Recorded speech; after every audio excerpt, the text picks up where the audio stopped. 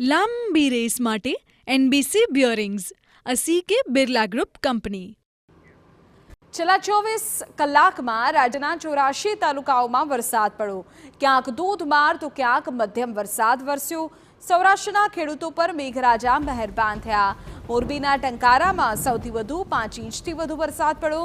જામનગરમાં પણ મેઘરાજાએ તોફાની બેટિંગ કરી અને 3 ઇંચથી વધુ વરસાદ નોંધાયો. કોડીનાર અને ગોંડલમાં પણ 3 ઇંચ વરસાદ પડ્યો. જ્યારે દાંતા, જેતપુર, જૂનાગઢ, કાલાવડમાં 2 ઇંચથી વધુ વરસાદ. ઉત્તર ગુજરાતના પણ અમુક તાલુકાઓમાં વરસાદ વરસ્યો.